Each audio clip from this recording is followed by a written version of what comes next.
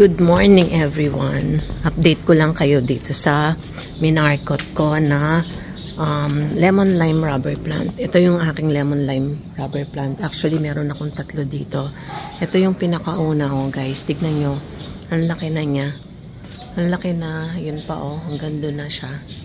Ganda kasi ng leaf pattern nitong rubber plant na to, oh. 'Di ba? So, ito, ganyan ako mag-markot, guys. Hindi ko na napakita kung paano ko ginawa, pero may mga videos ako na naka-upload din kung paano mag-markot. So, basically, ang ginagawa is nagka-cut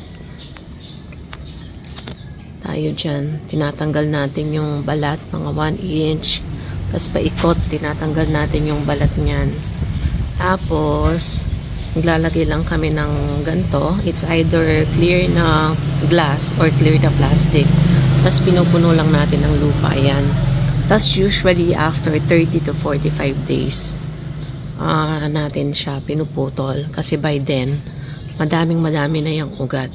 So siguro in mga 2 weeks time, madami na yung ugat. So, tayo lang tayo ng mga 1 month or 45 days. Pag marami na itong ugat, pag punong-puno na, pwede na natin siyang i-cut dito. Kasi yan ang pinakamadaling method at saka pinaka-effective na method para makapag-propagate ng rubber plant. So, ayun yung una. Tapos, ito pa yung dalawang natin, lemon lime rubber plant. Ito yung isa. So, itong isa, ang ginawa ko, ayan, ito na lang ang ginamit ko kasi medyo sa tangkay kasi siya. Tangkay.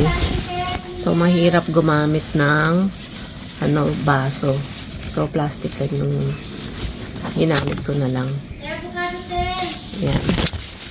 Tapos, ito yung isa pa na lemon lime. Ayan o, ang sobrang taas na yan.